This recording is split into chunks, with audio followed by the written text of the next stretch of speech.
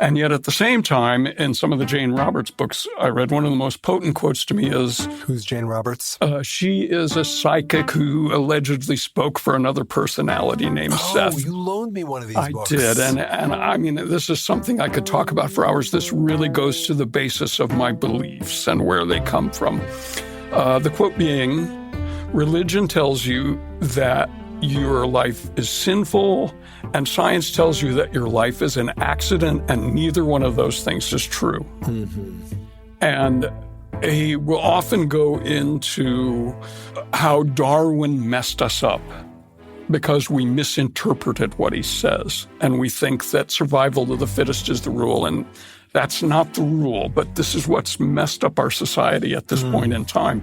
He actually claims that religion, even when Catholicism was so dominant, it at least gave you a belief in another world outside of this one, where science takes all of that away. It's just darkness when you're gone, you know, and I refuse to believe that. Yeah. As much as I grew up in the age of space exploration, and I was totally into that as a child, and I totally love science and electronics, everything. It doesn't explain everything, and we have to get over this idea that these issues are resolved. And that's what I love about your faith, and that you are so into it, is it kind of doesn't matter what your faith is as long as it's not bad for you. That was Jim Wright discussing the song Come Out and Play, which I wrote after being inspired by Psalm 34. I'm Shep Rosenman. This is The Rest is Commentary, where we discuss what songs inspired by the Psalms inspire in my guests. Jim is a composer and musician who plays touch or tap guitar, a method of playing electric bass and guitar simultaneously by tapping the strings against the frets instead of strumming or picking them. He's been playing these instruments since 1978 and has been involved in advancing the art by developing new tunings and techniques for this unusual style of playing. Jim's music can be heard and seen on youtube.com/Georgie Tirebiter, all one word, and Georgie is spelled Georgie. And you can also find it at Jim Wright, JimWright.bandcamp.com. Fans describe Jim as one of the best tappers out there. He's also one of my first friends in Los Angeles. We discuss the genesis of this podcast, being the best person you can be, educating God, the importance of arguing with the right intentions, animism, humanism, the relationship between perception and reality, happy mistakes, and so much more. Let's start off by listening to Come Out and Play.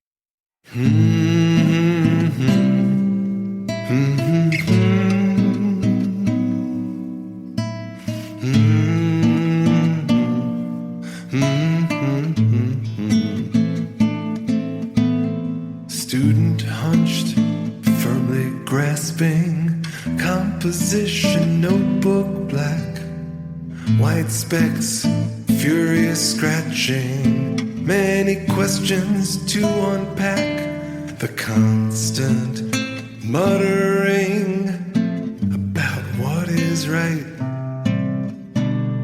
drives me away from you. The constant muttering about what is right drives me away from you.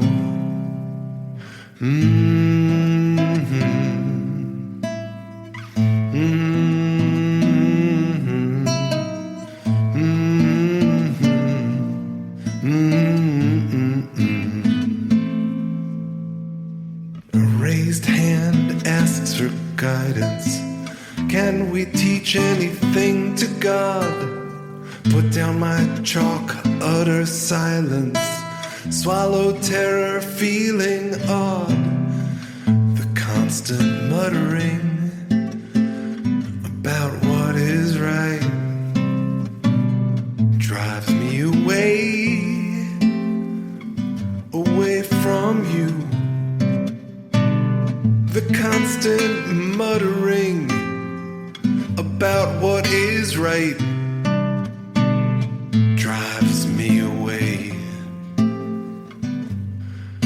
from you. We all suffer pain and insults. I feel afraid. The world looks great. Reverence is not my impulse. I want God to come out and play.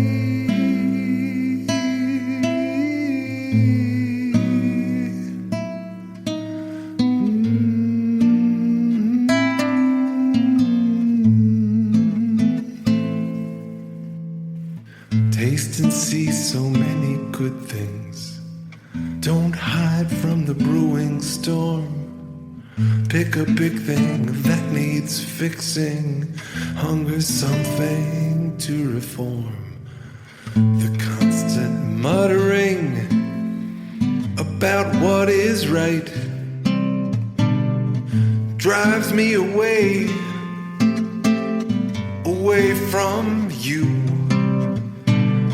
The constant muttering about what is right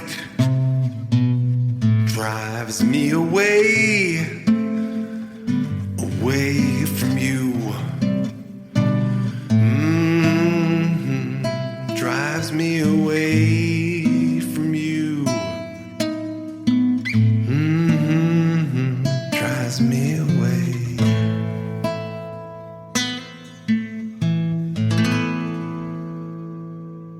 Folks, I am here today with my friend Jim Wright. Do you want to tell the story of how we met, or do you want me to? I was first arrived in Los Angeles in the late 80s and was playing at the Venice Boardwalk with a dear friend by the name of Shig Noda, who was an excellent flute player, somebody who played only flute. So many people play saxophone and flute, and Shig was just really good. And I forget how he and I met, but we decided, let's go play. And I was playing an instrument known as the Chapman stick at the time, and Shep walked by, and he was just fascinated by the instrument. I don't know if you'd seen it before or knew about it. I was a big Tony Levin fan. Oh, okay. So there you go. And all I remember you saying was, I want your number. You and I are going to work together. It was like one of the first things you said to me. It was the second thing I said to you. Bringing Tony Levin, I'm still a huge fan of his. I said to you, so you were playing with Shig, some jazz standards. Right. Maybe Zappa. I'm not sure. But I said, do you know any King Crimson? And you immediately started playing Discipline, and that really got me. And that's when I said, you and I are going to be friends for life. I have another funny story about that, but it's a little bit R-rated. Go ahead, hit me. I was in the conjugal act with a woman who was going to become my wife. This is many lifetimes ago. And Elephant Talk came on the FM radio. Elephant Talk, for anyone who doesn't know it, is a King Crimson, King Crimson song. It starts with the stick. And I immediately realized that I was hearing the stick and had never heard it on the radio before. And I'd been playing it for about a year. And I immediately jumped out of bed and ran over and crouched in front of the stereo. And my friend was like, what are you doing? What's going on? What's the matter? And so I had to explain to her why I was fascinated by this particular tune and this particular band. That was the first time I had ever heard King Crimson. Oh, and of course, I'm a huge Adrian Belew fan. Sure. So there you go. And thankfully, Shep did ask me to work with him. And he's probably been one of my best friends in Southern California for 30 years now. Yeah. Well, so we met I moved out here in 91. So we met probably either in my first few weeks that I arrived or my first 2 months that I arrived. Oh, wow. Venice Boardwalk was one of my favorite places to go. We're looking at 30 years. Yeah. And I've been a recording engineer for Shep. We've played music together. I've run sound for events that he's put on. It's just been a wonderful friendship, and I can't thank you enough. Oh, right back at you. I'm glad to be here today. Some of my best music was done with you, including what I refer to as Jewgrass, the Ashira album, which we recorded up in your cabin. I don't have a tempo, it's anybody. And of course, there was Blithering Heights, too. I was just about done playing the stick. I had just discovered the war guitar, and you guys said to me, we want to have this song, but we're not sure about it. Is there something you would add to it? And I came up with a really cool background line.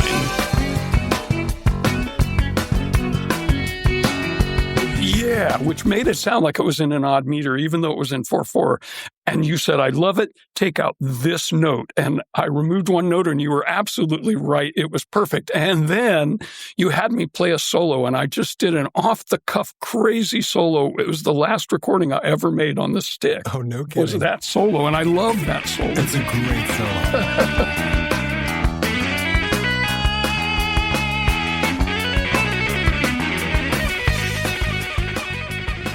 So back to Ashira, we recorded that album in response. So I was very active in a shul called a synagogue called B'nai David Judea.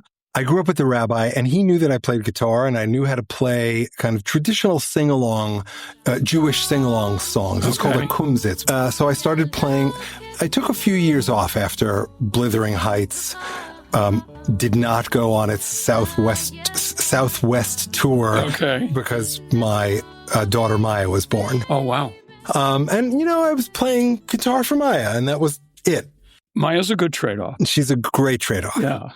But then Rabbi Kanevsky asked me if I would lead a kumzitz, and I started leading kumzitzes for B'nai David. I'm very band-oriented. Even singing lead in a band context is harder for me. There are some people who are just brilliant singers, brilliant front people, and I was always uncomfortable with that. I was much more comfortable being in the background, standing next to the drummer, playing bass or playing guitar parts that operated like a bass when you had a brilliant bass player like a Dan Day who could really kind of take some of the responsibilities that guitars otherwise would. So that's why I played these very kind of lockdown, groove-oriented guitar parts, and Dan could just go nuts. Yeah.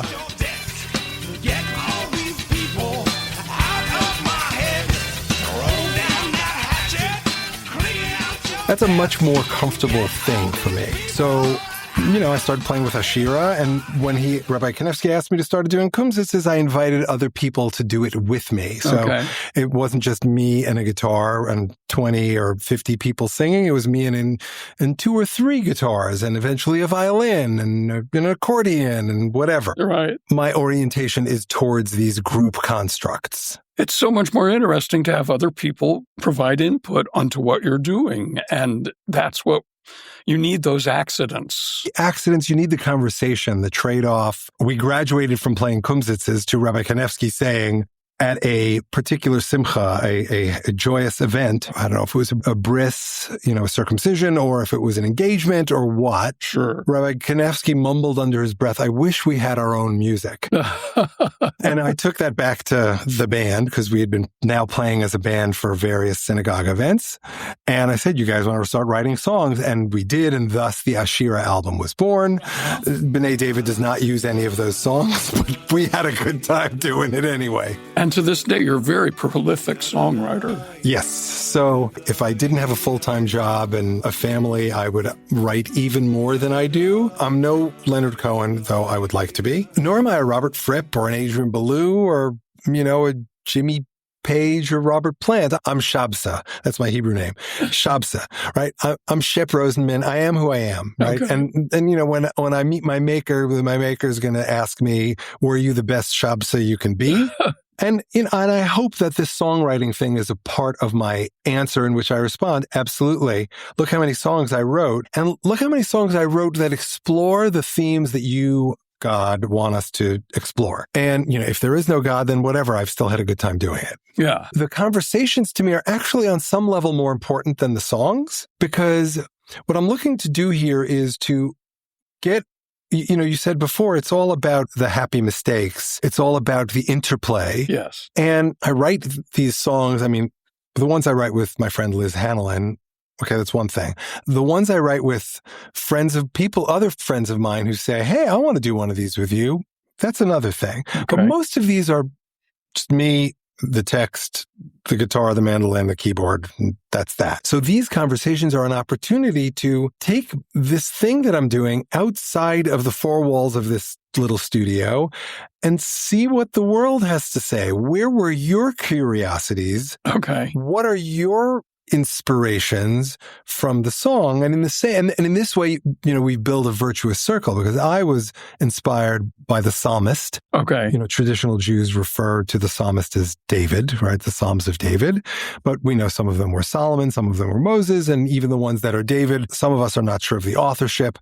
But for ease of use, it's the Psalms of David. If I'm inspired by the Psalms of David and I wrote this song, what in the song or the psalm or both inspired you? Where was your curiosity? In a lot of places, because partly, the first thing I notice about this particular song, it's number 34, and it's called Come Out and Play. Several things stand out to me. First of all, it's a kind of a Antonio Carlos Jobim kind of a setting, a samba maybe. And the first verse setting is almost like a classroom, and how the students are relating to the instructor. Is that correct? That's exactly right. Okay. But then it kind of goes out from there, and it becomes this really fascinating thing about, can I teach something to God? I was raised in a very Protestant atmosphere. What does that mean for those who don't know? Good question. I'm not sure I can answer it correctly, except to say that it was a good grounding in the Christian faith, but as I grew older and moved away from it, I was thankful that it didn't have its hooks in me like I have seen some other people that were involved in serious Christianity. My first introduction to Judaism was this church. It was the late 60s, early 70s. I was part of the youth group. One of the wonderful things that they did for us was to take us to other faiths' events. And one of the things we did was go to a bas mitzvah. Oh, wow. And it was an oh, wow. The only other thing that was as joyous to me was when we went to the Unitarian Church, and they actually performed a section of a Tennessee Williams play, which had some very, at that time especially, hot-button issues in the play, which surprised me as a teenager. But the bat mitzvah, I think I have it was for a girl, right? Bas and bat both work. It's a pronunciation issue. We all had the time of our lives. It was just so much fun. Everybody was welcoming, as opposed to, say, going to an Orthodox Catholic thing where there was the incense and the intonation and all that kind of stuff. It didn't affect me as deeply as going to that. So it was so nice when I met you and got to be part of some of your events and see that this is a theme throughout the Jewish faith, is getting together, being able to argue about things, and it just makes me love it even more. So, yes, can we teach God? In the Christian religion, God is omnipotent and he's perfect. So no, I don't believe you can teach God. Interesting. My own personal feelings now as I've evolved is that, of course, we are God, and we are having these experiences to enrich God. So I think that's a wonderful question, but it gets dealt with in an interesting way in your song. Can you say a bit more about we are God, and we do this for, how did you phrase it? For God's benefit, for God's enjoyment? For God's education. I have evolved so far away from Christianity in my life to the point where I'm basically somewhere between humanism and animism. I think that everything is alive. Some people may not know what those words mean. Can you define them? I would encapsulate humanism. I'm a big reader of Kurt Vonnegut. Humanism, I think he said it really well. I think it was something his brother always said was, we're here to help each other get through this thing, whatever it is. Wow. And I think that animism is just the belief that American Indians held that was considered antiquated now, that everything is alive, everything is consciousness. And that is how God is represented in our world. And we take our world very seriously, but it is not the only world. Right. That's my personal feeling. Just again, for the purposes of understanding. So does that suggest that concrete and this microphone and mic stand are alive? They are conscious. They are made of consciousness. Wow. Everything is made of consciousness. Right. So that's a very intense worldview, because if everything is conscious, one of the intersections of Judaism and Buddhism is a focus on intentionality. Okay. So when you are about to sit and cut the bread on a Saturday afternoon, because it's a representation of what was going on in the temple 2,000 years ago, we are supposed to bring the temple, the holiness of the temple, into our homes, literally on our table, which is supposed to be like a mizbeach, like an altar. We're replicating that moment because we are all manifestations of the priesthood, because we are bringing God's holiness to the world in some way. Like, okay, as you're cutting bread, you're thinking, I am a manifestation of God's holiness. There's a level of intentionality that is hard enough in Judaism, which does not posit that the mic stand has consciousness. Once you posit that the mic stand, the chairs we're sitting on, and the table, that the backup iPhone and the tea that I'm drinking, right, have consciousness, there's a reverence that comes along with that. Absolutely. So what's that like? Well, I'm just now kind of catching up on my Joseph Campbell. And this comes after a couple of deep dives into some Robert Graves, which I could talk about for hours. He was a poet laureate in England in the 20s and 30s. Okay. He wrote the book I, Claudius, right, which has become kind of a map for historical novels. And in that book, even, they argue about, should history be taught as a series of facts and figures, or should we try to get into the minds of, in I, Claudius, right. who was an incredibly fascinating person. And the wonderful thing about Graves is that he was able to read Greek and would go back to all the original scriptures and read them in their original language. And this is what I think is so important about Judaism, too, is you haven't corrupted the original language of it. And even in our conversation today, you're constantly using the original Hebrew words, which I think has an importance in that faith. Mm-hmm. How intense is it to have that level of intentionality if everything around you is alive? I mean, does it go to the level of you're playing your war guitar, and do you experience your war guitar's consciousness? Okay, everything's alive. I would relate it to the unified field theory that Einstein was looking for. Say more. We're all made out of the same stuff. Mm-hmm. And then I would tie it in with Eastern philosophy that our world is an illusion, and our perceptions are what creates our reality. So I can't say that I definitely feel aliveness in objects or anything. It's just, for me, as I've gone through life, there are certain things that resonate with me, and I don't know why. And to me, that is what faith is like, and you have to be careful, because it's easy to take on ideas that would be harmful to logic. Sure. And so you have to, it's that triangulation. For example, just to use an analogy, if I look at news and I see a story reported that interests me, and I want to know how true it is, I'm going to try to find it in at least two other news sources and see what they say about it. If only all of America did that. Yes. Well, and it gets harder and harder. I mean, we won't even get into that. But I try to do the same thing philosophically with this. And I see, back to the Joseph Campbell, where he agrees with other things that I've read about this whole idea of consciousness. And he's getting all that through myth. And the Robert Graves book that I would recommend to people who really want to do a deep dive is called The White Goddess. He shows how repeatedly this triple goddess thing has come up throughout history. And of course, I'm sure if you go back far enough in recorded history, women were the people who ran the temples. And there was a schism that came at some point where the men decided, we're going to take over this job. And here we are today in a male-dominated world. 10,000 years ago, before recorded history, women ran. Yeah. Well, in some households like mine, the women still run the house. In our family, I was nominally responsible for all things Jewish and ritual, But Sherry remained the barometer. If I went too far, she was unhappy. Uh-huh. Right? And if we weren't part of something, she was unhappy. Okay. Having grown up Orthodox, I have a particular perspective that she does not have, having grown up.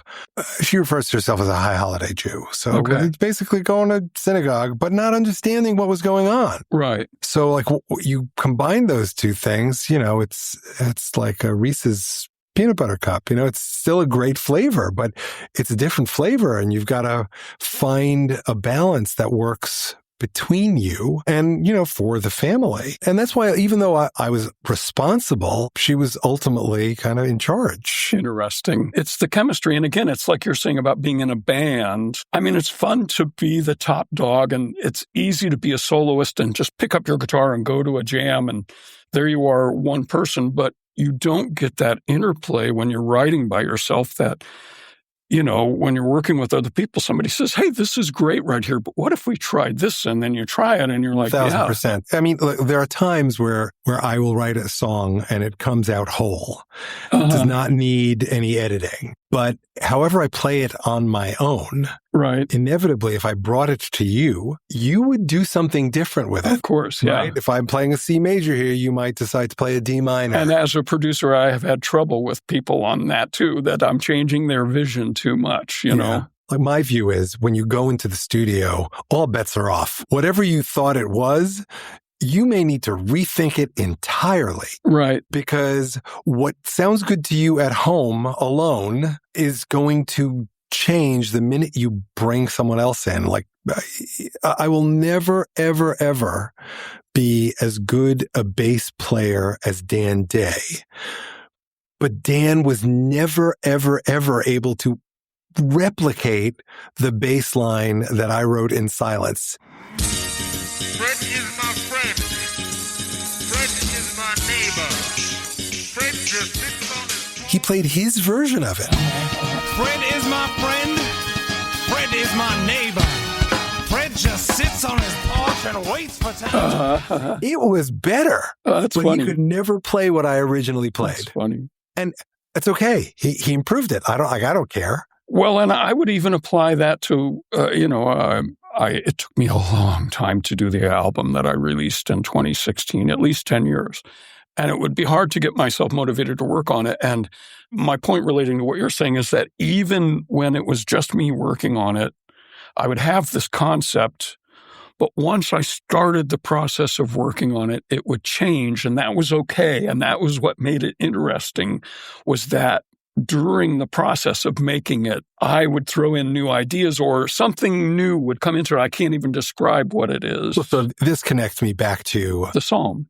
No, not even the psalm. Okay, I want to get animism. back there. Animism, right? That's what it's called? Yeah. When I buy guitars, I believe they speak to me. I'm not kidding. It's as crazy as it sounds, and you'll understand the connection you like to this one point. right away, I could tell. Exactly. Yeah. Exactly. Jim just sold me a guitar.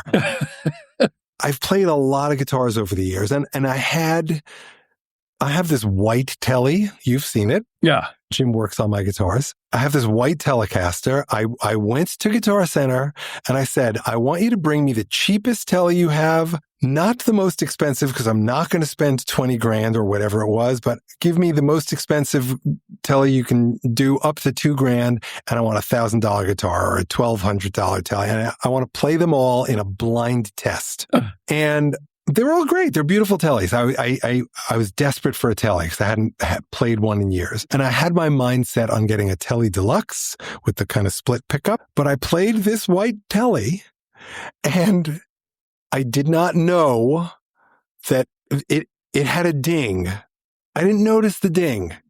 And the ding made it $300. And I played this one and I was like, okay, this is the most expensive Telly. And the guy looks at me, he's like, really? This is the one I want, whatever price it is. And it was the cheapest Telly. Like, I've played a lot of guitars, and I can play 3 Gretches. I have a bunch of Gretches here. I can play 3 of the same resonators. Right. But only one of them sounds and feels good to me. I've heard that recommended that, for example, if somebody told me once with ES335s, they said, don't just play one and buy it. Go and play as many as you can. Some are made better than others. Yeah. Some just come out of the shop better than others. You're going to the science of it. I don't go that far. Right. For me, like the guitar speaks to me in some way, right? And like Dayenu, that's enough. In the same way. I get that too, definitely. You do too. Okay. Yeah, so that's a way of connecting your kind of philosophy, belief, faith to some of the seemingly inanimate objects around us, right? It speaks to you. Why does this couch, why did this chair pattern speak to me rather than the other one, right? Sure. But in the same way, it works for me with music. There are songs that I write where I have to battle for every note. Sure. Every chord, every lyric. But you still have a basic concept. Right. And so this week, Liz wrote some lyrics. It was about Appalachia. Okay. Right? I've never been there. I've read some books. I've seen some movies. I've listened to a lot of bluegrass. I probably have ancestors from there. No kidding. Yeah. From Ohio? Probably. I'm just guessing. That makes sense. I'm definitely white trash in some sense. Okay. Yeah. There's a whole other conversation there. So Liz, as often is the case, one of us starts us off. In fact, it's always the case. One of us starts us off. Sometimes I will start us off, but often Liz starts us off because I kind of have the music piece that I can figure out. And so she wrote these beautiful lyrics about Appalachia. And I was like, Appalachia, it's got to be bluegrass. And so I picked up this resonator right here, the blue one, and I start kind of playing around. I'm doing some slide things. I was like, okay, it's got to be open tuning, right? And I'm like thinking bluegrass. And I tried 1, 2, 3 different bluegrass things. I'm like, none of this is working. Okay. Let me just try something else. Like not have a preconceived notion and see what comes out. But still on the resonator. Okay. And that was it. I would never know that violets grow in Appalachia. I would never know unless you told me so. The feel, the vibe, the melody, all just flowed out of that. Nice. The basic chord movement came out of that. And then I was like, okay, now I understand how the melody is flowing. I just need to figure out chords in open D, which I've played a bunch in, but and I know whatever chords I know, they just didn't happen to work for this song.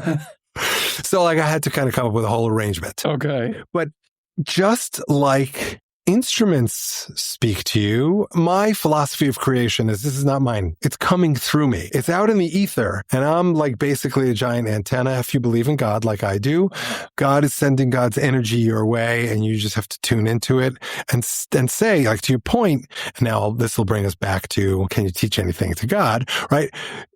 Can I tap into what God is sending to me and reflect it back in a way that is pleasing to other humans, which in turn may please God, right? If you don't believe in God, then whatever, take God out of the mix. But I'm tapping into like the Campbell, world energy and reflecting something of that nature that is hopefully pleasing to other humans. And it's that human connection that, bonds us. Well, and I would just say about the consciousness I'm speaking about, that is what we refer to as God. So it's impossible for you not to reflect God's viewpoint. That's what you do every moment of your life, whether you're creating a song or robbing a 7-Eleven, you know what I mean? Right. And we don't know the purpose for that, the unpronounceable name of God, right? I think really this is a metaphor for the fact that we cannot, from the physical universe, understand what God is. It's physically impossible for us. We get glimpses. Right. We are God, but we're playing a game with ourselves where we've forgotten that we are. Right. And it's for a reason. It's because we transport this experience back to the source. And we're trying out every possibility out there. I think of Woody Allen, who I know he's out of favor now, but I love him. He was a big part of my upbringing. And one of my favorite lines of his was, given a choice between the Pope and air conditioning, I'll choose air conditioning every time, right? which means I'm going to take science over religion. And yet at the same time, in some of the Jane Roberts books I read, one of the most potent quotes to me is, Who's Jane Roberts? she is a psychic who allegedly spoke for another personality named Seth. Oh, you loaned me one of these I books. did. And I mean, this is something I could talk about for hours. This really goes to the basis of my beliefs and where they come from. The quote being, religion tells you that your life is sinful, and science tells you that your life is an accident, and neither one of those things is true. Mm-hmm. And he will often go into how Darwin messed us up because we misinterpreted what he says. And we think that survival of the fittest is the rule. And that's not the rule. But this is what's messed up our society at this point in time. He actually claims that religion, even when Catholicism was so dominant, it at least gave you a belief in another world outside of this one, where science takes all of that away. It's just darkness when you're gone, and I refuse to believe that. Yeah. As much as I grew up in the age of space exploration, and I was totally into that as a child, and I totally love science and electronics, everything. It doesn't explain everything, and we have to get over this idea that these issues are resolved.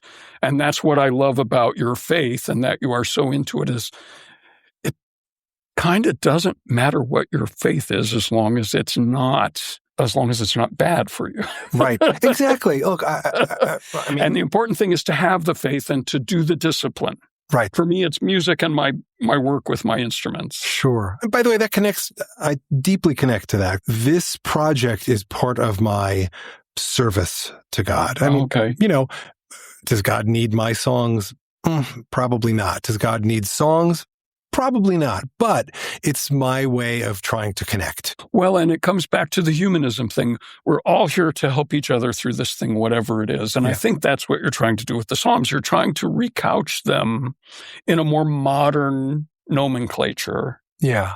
And maybe even in this particular one, I mean, when you compare it to the original Psalm, it's quite different. Yeah. But you keep some really key points, and maybe I would ask you to talk a little more about that. Sure. The questioning of the students. And it seems to irk the teacher a little bit. Am I catching that right? Or is there a change in personality there? Let's see. When you go to the chorus. The constant muttering about what is right drives me away from you. Right. That's what drove me away from Protestantism. And not to say that I dislike Protestantism or that I think there's something wrong with it.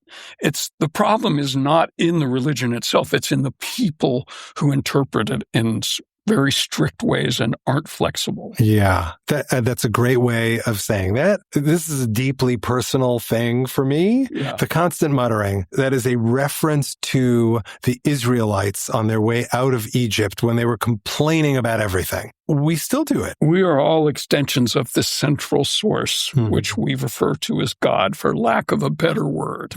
And everything we do enriches that central source. Right. And the central source regards us with love and affection because we're part of it. Right. But we play this game of forgetting who we are and why we're here, because that's the only way we're going to learn. If we didn't have to eat, if we didn't have to sleep, if we didn't have to reproduce, life would be wonderful. Yeah, yeah. I think one of the things that brought me to this whole thing was when I was young, before I would go to sleep, I was able to enter a certain frame of mind. And I had experiences there that were very different from my life experiences. I would sense a certain surrounding that was very comfortable, maybe womb-like, maybe just a memory of the womb as far as I know. But then also there were times when I would feel something in my hands. And as my life has progressed, I realized it was the tap guitar. And this was long before I ever even started to play guitar. Wow. And puberty ruined all of that, took all of that openness away. You know, when you're a child, you're living in that magical world. I remember entering a contest once when I was very young for a train, and I was convinced that I was going to win that train, and my parents had to explain to me, you may not win that train. you know? And I fully believed that train was going to be mine. And maybe that was an early lesson for me. I didn't win it. That's the push me, pull you on this. If you don't have faith, you're never going to go into the train winning contest, right? You know, you're never going to win the lottery unless you buy a ticket. Right. You miss 100% of the shots you don't take. Exactly. Yeah. Exactly. So you have to choose faith in order to kind of immerse yourself in whatever. You're choosing to be a lawyer. Take the first step before accomplishing a goal. Exactly. Yeah. And I think, like, for me, that's the point of you come to know the divine by choosing to have faith. And the divine isn't only this undefinable entity like around the world in the microphone, whatever it is. Right. It's the faith that if I study hard enough, I will become, fill in the blank, a lawyer, a musician, an artist, a paralegal, a dentist, it doesn't matter. You have to have enough faith in yourself and in whatever process you choose to explore. Well, and there's a trap in that word that faith can be that it can be misconstrued to mean your devotion to God. And that's all it means. Right. And I see it in several different religious faiths. It's just how faithful are you to our system? Yeah. And I think that's the trap. Yeah. And I think the real importance of it is what you and I are talking about. Yeah, I would agree. So God learned something from Moses. Mm-hmm. Moses, this falls outside of the now mythological concept of God, that he's omnipotent, that he's perfect, that it's a he. Right. Well said. Right. The they. So hopefully, thankfully, God is working with us on this, right? Your mouth to God's ears. But so that shows up, right? Right. So the student asks for guidance. Can we teach anything to God? And the teacher, who's the primary speaker of the lyrics, is terrified. Like, how do you answer this kid? Swallow terror, feeling awed. And awed is a very specific language. It's a quote from something. Yiras Hashem reishis da'as chochma umusar evilim bazu. The fear of the Lord is the beginning of knowledge. Okay. Right? So this student has already schooled the teacher. Okay. Right? So, Dayenu, enough. But the answer for me, and again, I don't know if it's clear, but for me, the answer comes in the bridge. Yeah, the bridge. Absolutely. So we all suffer pain and insults. Crappy things happen to all of us. About yet. Right. So that too is a quote. We all suffer pain and insults. It comes up towards the end. It's deep mysticism. Going back to another verse, God is close to the brokenhearted. Because we need him more. When everything's good, you don't feel the need. Well, I think if you're a person who's oriented towards God, okay. Growing up, they said, it's the poor and the wretched who feel God's closeness. The rich people don't. But on some level, for me, that's like a self-defining prophecy. Okay. If you're oriented, when things are good, you're going to be thanking God for what's good. Yeah. When things are bad, you're going to be thanking God for the things that are good within what's bad. Because, you still have food on your table, maybe, or everybody's healthy, whatever it is that you're thanking God for. Right. When things are good, you may still want something and you will ask God for that. When things are bad, of course you're going to ask to fix whatever's bad. So this quote, and now I'm quoting from a Hasidic source. That's all we're going to say. God is close to the brokenhearted since they suffer the same blemish as the moon. They are always close to her. Therefore, in order to bring new life to the brokenhearted, they will have a portion of that life that will be renewed. The moon renews every month in Jewish theology. Scientifically too, but we bless the moon every month. And yeah, that leads me back to Asimov. Yeah, years ago, I read a wonderful article from him about how unique our moon is when you look at all the other planets and solar systems. I won't go into it, but it has to do with the size of the moon compared to the Earth, the fact that it always points one side towards us. So it's such a mystical object throughout history. It's wonderful that it comes up in this regard here. 1000%. The source goes on to say, this is called the suffering of love, because you're suffering with the moon. The suffering is born of the soul's love and not from the man himself, from the person himself. It is out of love, for the light of the small love is blemished, then pushed away from great love. Then the source gets into a level of mysticism that I don't really understand, right? Like those basic words I kind of understand. Okay. The point as it connects back to the song is the bridge is saying we all suffer pain and insults. And sometimes we feel love as a result, or we connect with each other as a result. The bridge goes on to say, I feel afraid. The world looks gray. Personally, and this is me speaking very personally, reverence is not my impulse. That's a direct line. Yes. I'm not the guy who's going to like shout, oh my God, God, you're awesome. You may be awesome, and I might say that privately to God, but like I am not going to prostrate alone. I will do it if the community does it, and then to be part of the community, I will do it. Otherwise, I will have my private relationship with God. But the next line is the crux of the biscuit, as Frank Zappa would say. And I'm glad you brought this up. The next line is, I want God to come out and play. Absolutely. Right? Now, if God came out to play, I would revere. Yes. Right? Yes. And you know what? And maybe God does. And it's just about me to notice that. I'm with you all the way on this. That's what I mean about the dogma interrupting the experience. I think that's the crux of the biscuit right there. I want God to come out and play. And he does. Yeah. He, she, it, They. That's our whole point. My reminder of that is another verse in Psalms, Ta'amu Ru'u, which I think it's this psalm. Ta'amu Ru'u ki tov Adonai ashrei hagever yechseba. Taste and see how good the Lord is. Happy the person who takes refuge in God. Okay. Right? So that language, taste and see so many good things. Yeah. If I do taste all those good things, I will experience God and be inclined to recognize that God is out and playing, and then come to this notion of reverence. However, it's also an admonishment of God. So remember back, this is the teacher's answer to the kid's question, can we teach anything to God? And of course, I'm the teacher in this context, like, because it's my personality throughout this.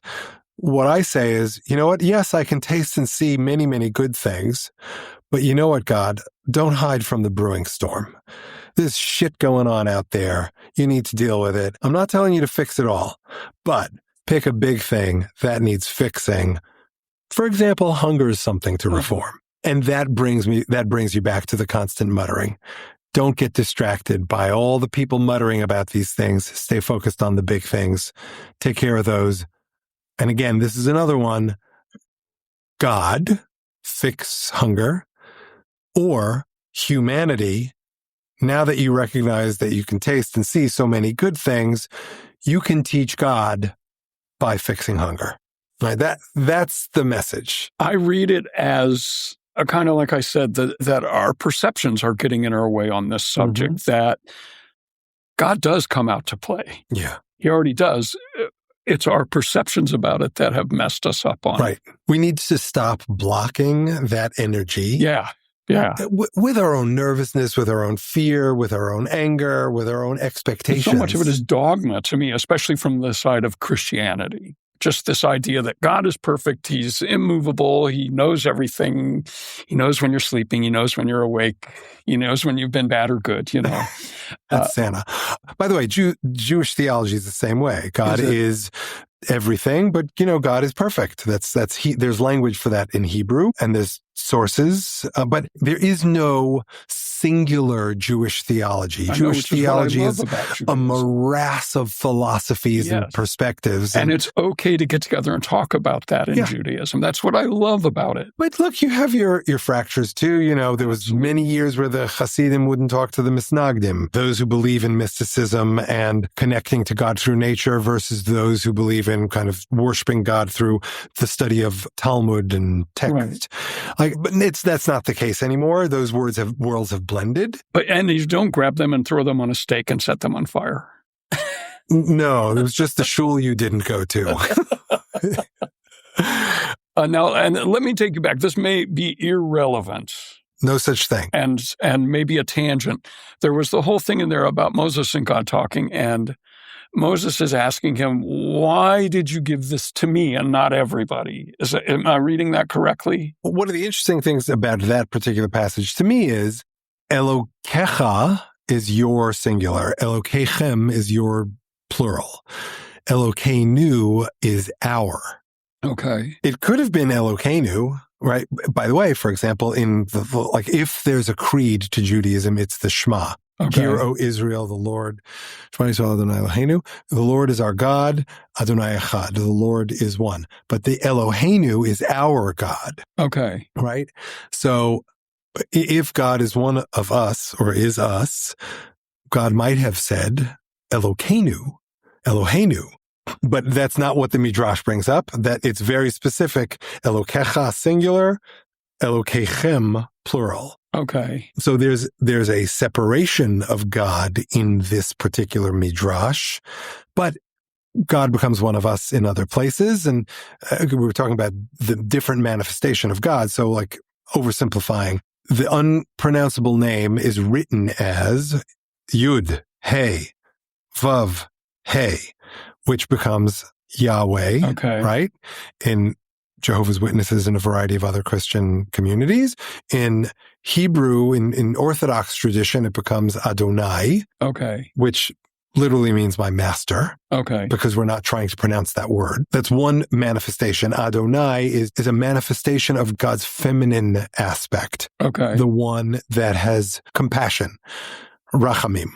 Right? Adonai, Adonai, El Rachum V'Chanon. Lord God, a God of compassion and mercy. Okay. Right? So Yud, Hey, Vav, Hey is the God that manifests compassion. Okay. Elohim is the God of judgment. You have both of these, but you also have yet another manifestation of God in Judaism called the Shekhinah, which means your neighbor, but it's known as the feminine aspect of God. Okay. And that's the love thy neighbor as thyself. You know, it's the God of love, the Shekhinah. So Elohechem also means your plural judge. So are you telling me Judaism is not a monotheistic religion? It is a monotheistic religion, Okay. but God has many facets, right? And I learned this about Hinduism when Shari and I were in India on a trip with the American Jewish World Service. You know, our guide explained to us around the same time, maybe Rabbi Shimon Sperber wrote a book about this. It used to be the case that Orthodox Judaism thought of Hinduism as idolatry, but Rabbi Sperber made the case that this tour guide made, which is that Hinduism has one God and Ganesh and Shiva are all manifestations of the one God. So in that way, Hinduism is another monotheistic religion. And it makes sense that something that is all-powerful would have many facets. It fits in with my whole animism thing, too, is that our perceptions cannot encompass what God is. It's just impossible. Like I said, I think that the unspeakable name is really just a metaphor for the fact that we cannot, in our puny human minds, because we're stuck inside of time, God is outside of time. Right. And we're playing a game stuck inside of time where we're just not going to be able to get it no matter what we do. We can feel it. We can sense it. I guess my question is, why did God just share it with Moses and not with everybody? I think it actually bears reading the source. Is it a matter of syntax, I think is what I'm asking, because the plural and singular are so important. I think ultimately it is a matter of syntax, and Moses schools God on the issue. Okay. Right? Because Moses throws God's language back at God. Okay. Right. So I'm just going to read the whole thing. This is Bamidbar Rabbah, 1933. Another interpretation of Bamidbar 21:17 or Numbers 21:17. Then Israel sang. This is one of the three things that Moses said before the Holy One, blessed be God. And God said, my brackets back to Moses, you have taught me. Moses said in front of God, sovereign of the universe, from where does Israel know what they did was wrong? Did they not grow up in Egypt?